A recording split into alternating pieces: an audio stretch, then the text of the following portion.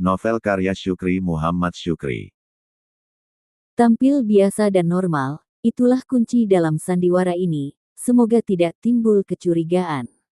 Niko, ada datang Rani ke sini? Tanya bibir melah yang baru keluar dari dalam rumah. Nggak ada Bi. Ada apa dengan Rani? Tanyaku pura-pura heran. Sejak kemarin belum pulang, kata perempuan cantik itu. Iya. Kemana kira-kira perginya? Tanyaku sambil berdiri dengan wajah terkejut. Itulah nggak tahu. Susah kali hati kami, kata bibir melah.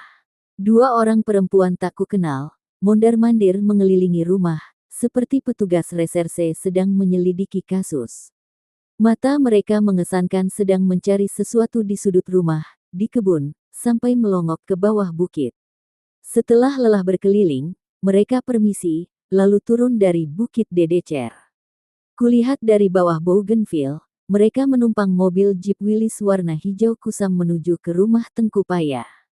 Sejak siang itu, beberapa lelaki berwajah asing sering berseliweran di sekitar Buntul Dedecer. Mereka bertanya tentang seorang perempuan kepada penduduk, baik yang bertemu di jalan maupun ke rumah-rumah warga. Rumah paling sering didatangi oleh lelaki itu adalah kediaman Tengku Paya. Sudah 3 hari Buntul Dedecer disatroni orang tidak dikenal. Ada lelaki bertubuh kekar berwajah seram, ada para jawara. Pernah saat pulang dari sekolah, seorang di antara mereka bertanya kepadaku tentang sosok perempuan, ciri-cirinya mirip dengan Rani. Kukatakan, tidak pernah bertemu dengan perempuan berciri seperti itu. Sampai hari keempat, Buntul Dedecer masih aman.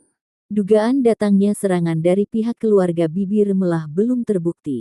Barangkali mereka sudah pasrah, apalagi Rani bukan anak Awan Aji, tetapi cucu tidak langsung. Aku merasa aman, dan bisa tidur nyenyak di tengah dengkuran Paman Paya Tumpi. Semua aman. Selesai subuh, aku pulang, kata Paman Paya Tumpi. Tunggu, sarapan dulu, nanti kuantar dengan sepeda, usul Bapak. Suara bariton Bapak memutus mimpi indahku. Aku terbangun, kulihat mereka sedang menikmati kopi kertup di sisi Songkoten. Ibu berdiri di depan tungku dapur, mempersiapkan sarapan pagi. Aku berwudu ke pancuran, selesai salat, bergabung di sisi Songkoten. Belum sempat kuhirup seteguk kopi, terdengar bunyi dentuman menimpa daun pintu. Dolah, keluar kau, teriak seorang lelaki sambil menggedor-gedor daun pintu dengan benda keras. Siapa? Tanya bapak sambil menghunus golok dan Paman Paya Tumpi menggapai tombak. Aku berdiri di belakang bapak. Keluar kau, mana cucuku? Teriak suara lelaki dari balik pintu. Anda siapa? Tanya bapak sebelum membuka pintu. Aku kakeknya Rani, jawab lelaki itu. Bapak membuka pintu, di sana berdiri sesosok lelaki tua berjambang, kepalanya memakai lope, topi haji. Parasnya kurang jelas, eber-eber menghalangi pandangan kami. Postur tubuhnya tinggi besar, pedang panjang tergenggam di tangan kanannya. Cahaya lampu minyak memantulkan kilau besi putih dari senjata tajam itu. Di belakangnya, ada 3 lelaki lain, memegang parang dan golok. Ini bukan sandiwara, bisik hatiku. Kutarik kampak pembelah kayu dari bawah bale-bale, berdiri di belakang bapak. Dadaku bergemuruh, kakiku gemetar.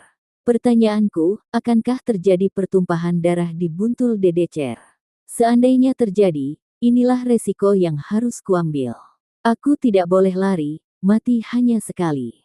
Beruntung, Ucak masih terlelap di bawah selimut upuh Gunel Masam Jing, dengkurnya kudengar di antara pekik lelaki itu. Seandainya dia terbangun, kupastikan akan menjerit. Keadaan pasti makin runyam, dan menimbulkan kepanikan.